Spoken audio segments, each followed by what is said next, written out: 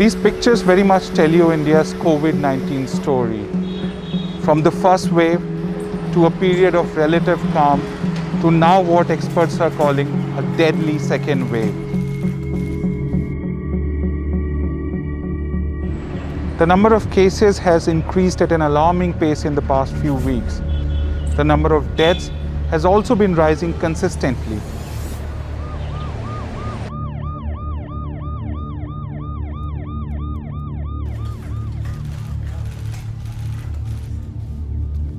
I'm outside one of the most prominent hospitals in Delhi, where ambulances have been coming every few minutes.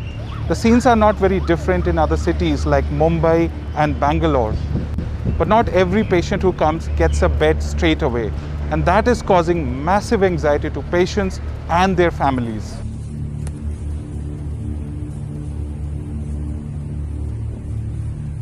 ते 1.5 दिवस इथं राहिले, पण काही ऑक्सिजन नंतर त्यांना व्हेंटिलेटर मिळाला नाही.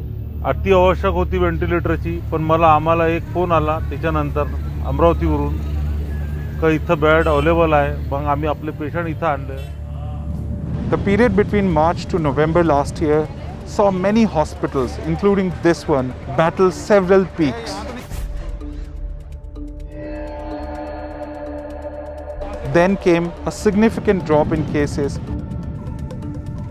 Businesses started functioning, markets became crowded, airport and railway traffic also saw a huge jump.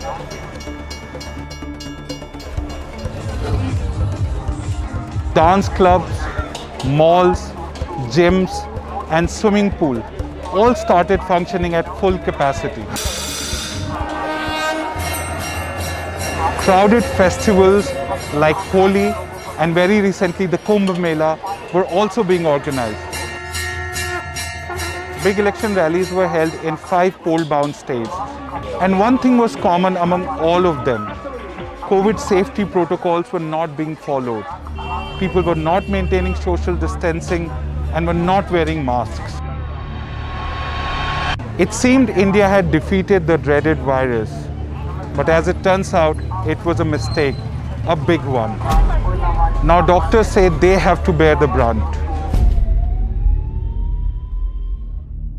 You reach the hospital and it is absolute pandemonium. Patients, oxygen saturations dropping, patients getting ventilated, your juniors calling you to be in the ICU at that point in time. And inside the COVID ICU, it's a completely, it's a mind-boggling scenario at times, especially at the peaks of the pandemic.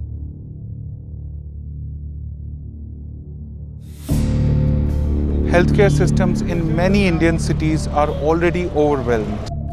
So every day the rise in COVID-19 admissions has been phenomenal. This is not something which we saw last year.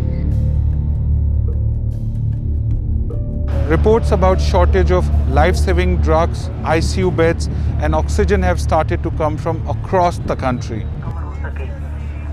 Social distancing का पालन करेंगे. सभी दुकानदार But outside, it seems there is no threat of COVID. I'm just outside one of the busiest markets in Delhi. And as you can see, people are walking pretty close to each other. There is no social distancing. Many people are not even wearing masks. There is a loudspeaker announcement that's constantly telling people to follow COVID safety protocols, but there seems to be no impact. Apart from lax approach to safety protocols, some experts also believe that a new variant could be responsible for the rise. The way the charts have climbed is really quite amazing.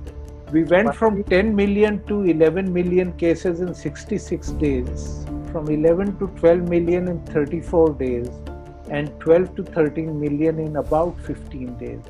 So that's very, very scary, that rate of change. Now, the question is what happened? If in December we were saying that enough number of people have been infected and therefore there is a downward curve, how can suddenly the same people become susceptible? The only logical explanation for this is that the virus has changed.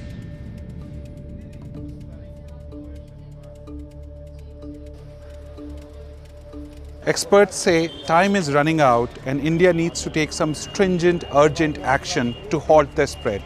And one of them could be to increase the pace of vaccination. The country has so far administered about 100 million doses, but the pace further needs to pick up. If we deploy vaccines at a large enough rate, then we will start shifting the pandemic. And there is scientific evidence for it.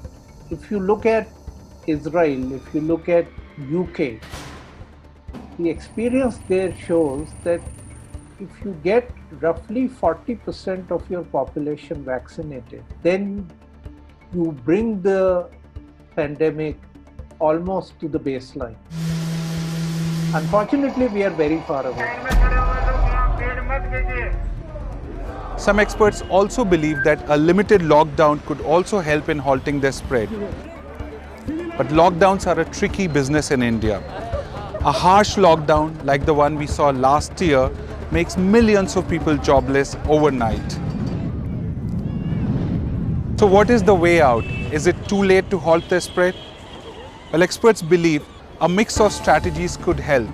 Limited lockdowns, ramping up the pace of vaccination, and strict adherence to safety protocols could help in slowing down the pace. But if that doesn't happen, healthcare workers believe they are going to find it much harder to cope with the wave this time. When you get frantic calls from people that, my next of kin requires a bed, it really pains when you have to tell them, and it's a fact that, the beds are not there. So why did we allow it to come to this stage? And it's really emotionally tormenting. Even after 20 years of intensive care, facing each death is a pain.